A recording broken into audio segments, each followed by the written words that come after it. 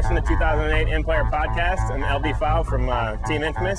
You're here in sunny California for the first NPPL event of the year here in Huntington Beach. Welcome.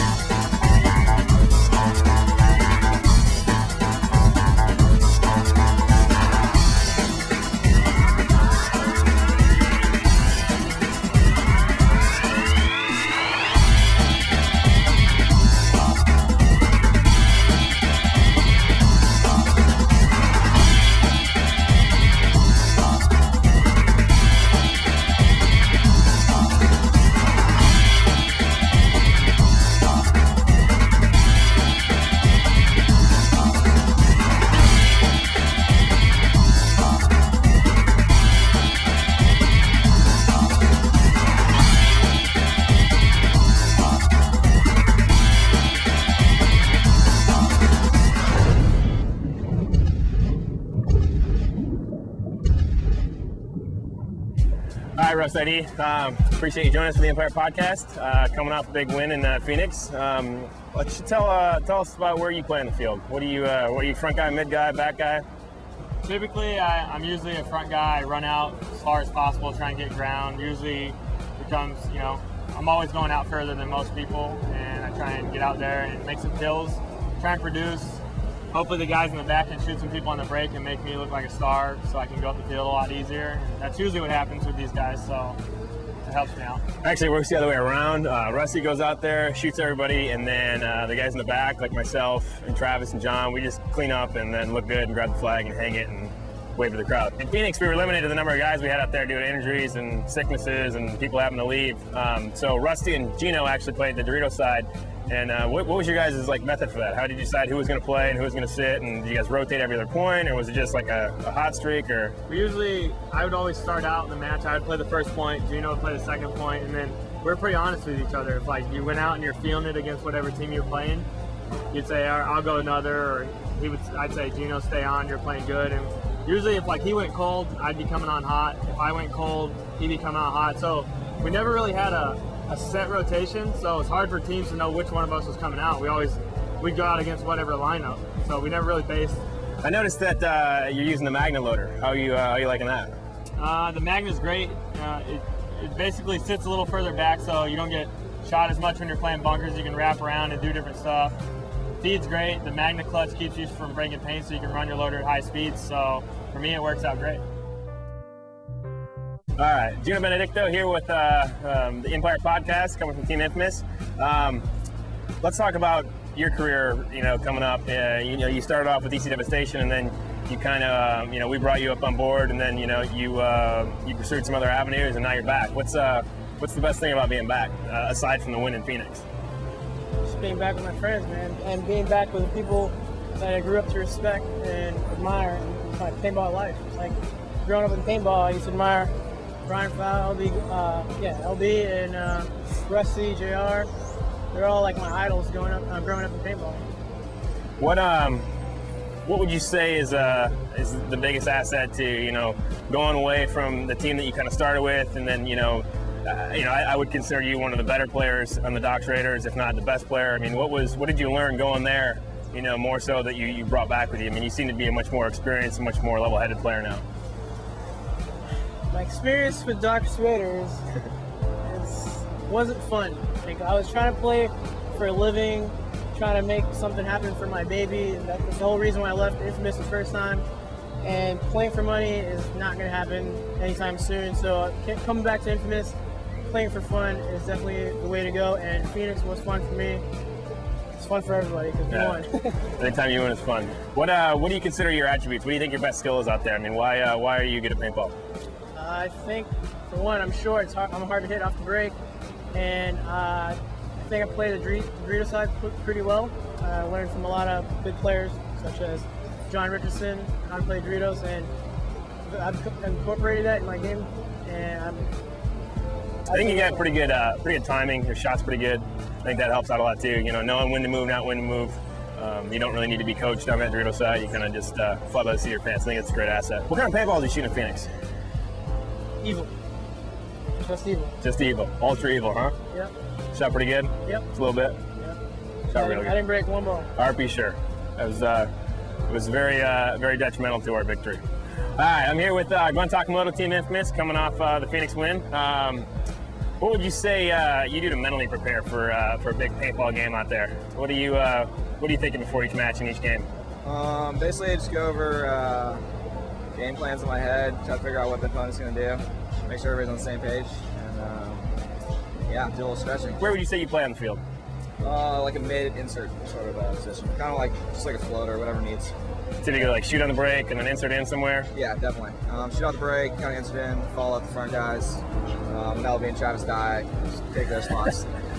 In the back because you like to hide, like us. Okay, that's good. That's good. That's good.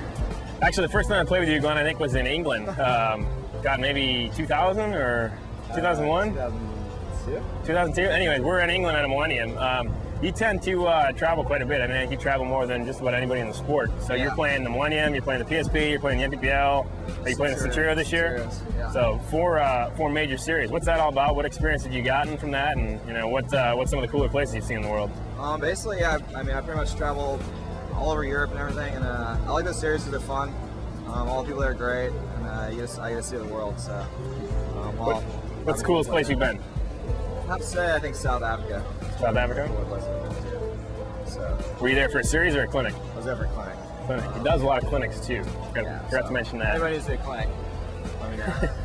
Glenn Takamoto is for hire. What markers are you using out there? Oh, I'm using like a Planet Eclipse stuff when I go to Europe and everything. So, pretty much try to keep it one sponsor. The 2008 Ego you using? Yeah, 2008 Ego shoots real good. So, I mean, we've been with Egos. I've shot Egos the past 4 years, I think, and then 3 or 4 years. They've always been good guns, and reliable. So, Real good at paint. Real good at paint. so we like Fortunately, it allows us to shoot the most brittle paint we have in the truck, so we never get a bounce. I'm here with John Richardson from Team Infamous, also coming off the win at Phoenix PSP. Just got to Huntington Beach here. What would you say is your best attribute as a player? What are you good at? What are you not so good at? My best attribute would probably be I'm versatile. I can play for a lot of spots. My worst attribute would be my communication. My voice is real quiet and I don't talk much in the games. It's kind of my own world on the field. A couple guys have mentioned how they looked up to you and you've kind of been like an idol to them, and you taught them a lot about paintball. How does that make you feel? Like, I mean, you're out there walking around and some kid's like, "Hey man, you're my hero." Like, what's that like to hear that? It's really cool. It's kind of weird though. I don't consider myself anything super special, but it's definitely nice when people come up and give you that kind of recognition. So you're the newly elected practice coordinator for Team Infamous in 2008. What are our practices like, and what do we try to capitalize on there? Practices this year, maybe once every couple months. Don't pluralize that. It's just one practice. One practice. One so far, obviously. I mean, they work well. We won. Yeah. Gonna get to the field like 12, play a couple games, leave around 2, go get some food. And then we go eat fried chicken, and drink beer, right? Is that what it is? Nachos, beer. Yeah. Captain Morgan sometimes. That's good. I remember about that. That's good. That's a good practice system. It's a good practice system. So out there, face protection is obviously probably the most important thing that we need in this game. What type of goggles are you wearing out there? I wear the Empire Vents. I'd say by far the best goggle. I've been sponsored by all the other companies pretty much. The Vents easiest to take apart.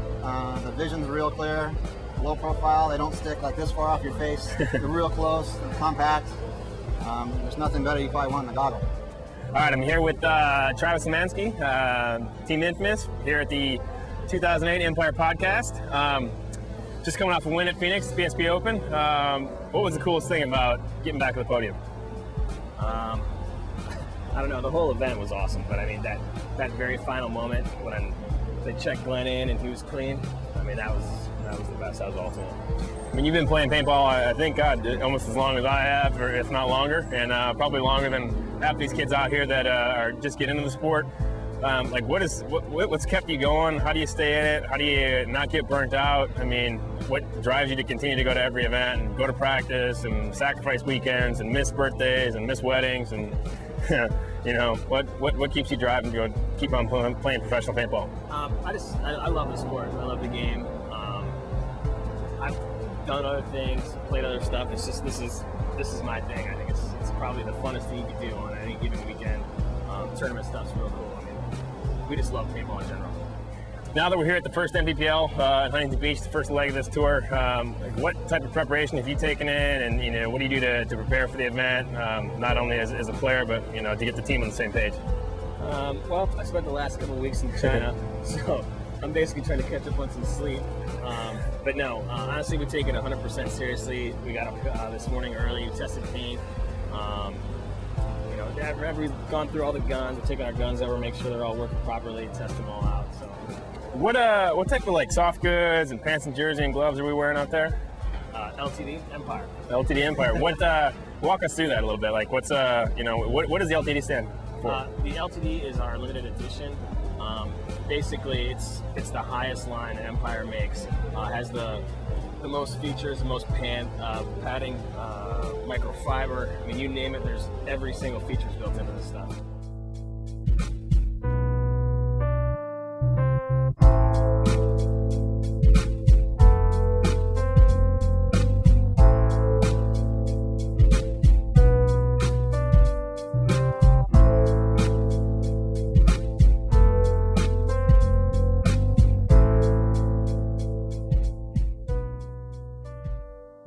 We start off against the Russian Legion. Anytime you play them, in an XL event, I guess you'd probably, if you talk to all of our peers out there in the sport, they're probably considered the best NXL team that there is, the most professional, the most well-trained, the most well-disciplined.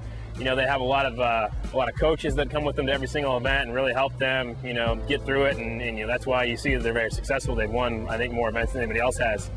So, going into that final game, I mean, you're mentally exhausted, you're physically exhausted, especially with the 7 players that we had, and the 3 guys, myself, Travis, and Glenn, playing every single point.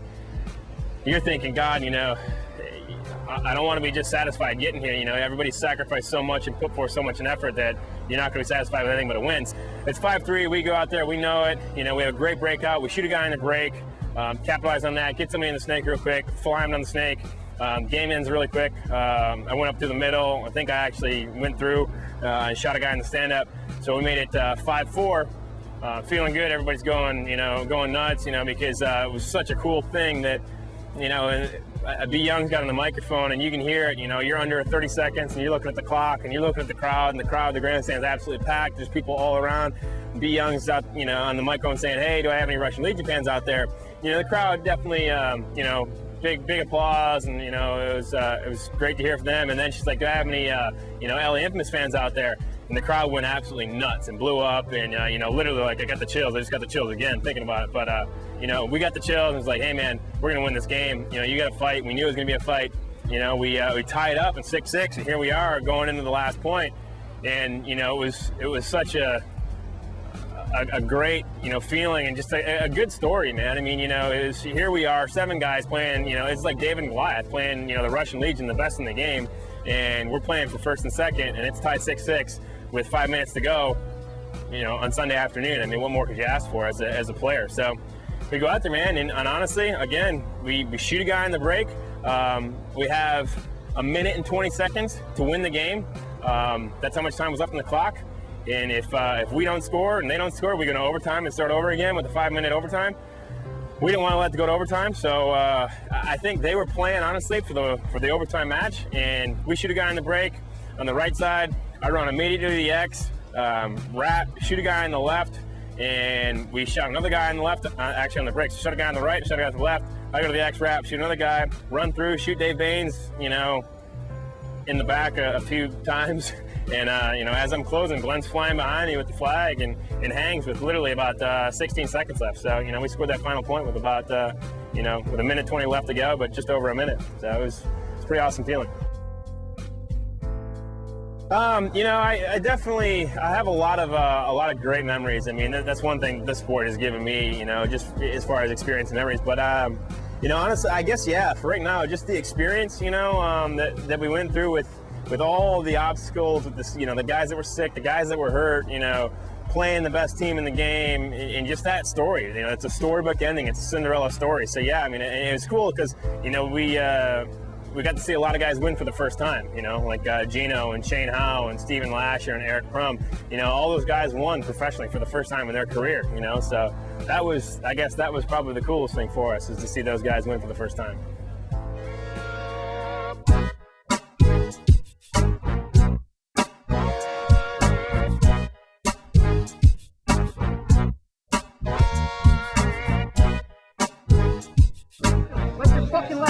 Let's go, boys. Let's go. Hey, you know what to do, boys. 1, 2, 3, take. 1, 2, 3, take. Hey, love that beat. Don't talk, boys. Talk it up.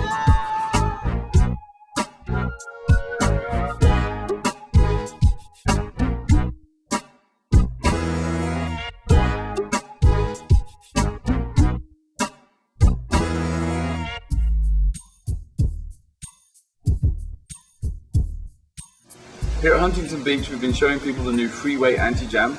This is a new system that will fit inside the Halo B, Halo V35, Reloader B or Reloader B2. It's a simple drop-in replacement for the anti-jam beads and spring.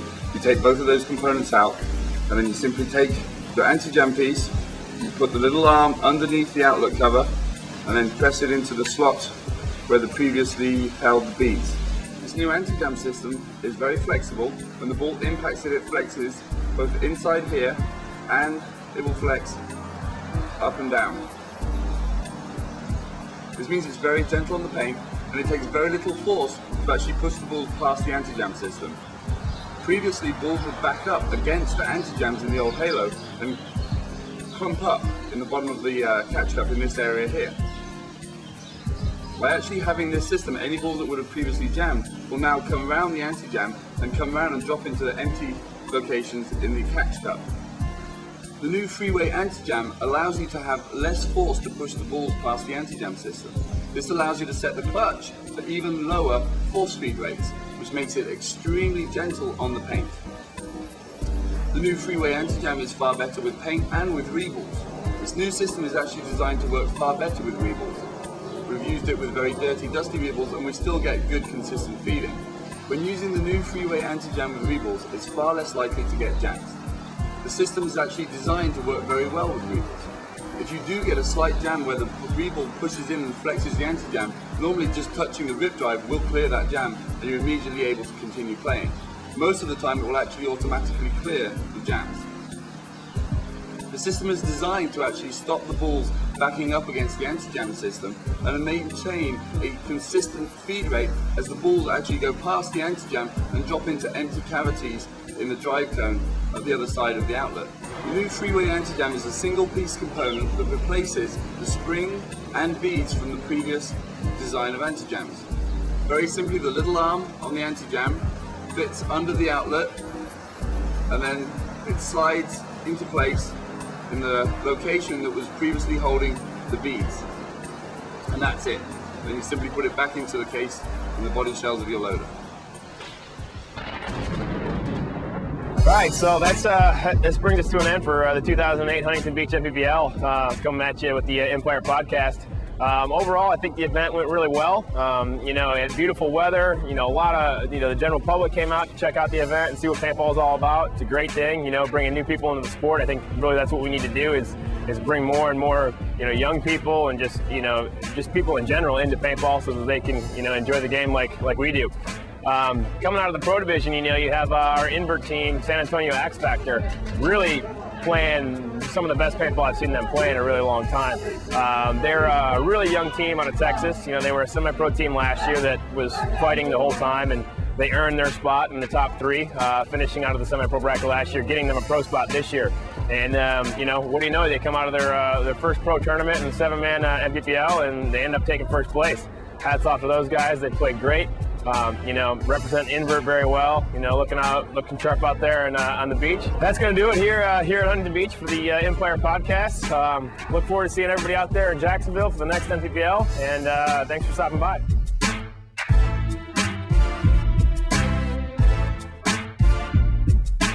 Make sure you check out EmpirePaintball.com to be able to download the Empire Podcast. It will be available on Apple iTunes, and thanks for joining us.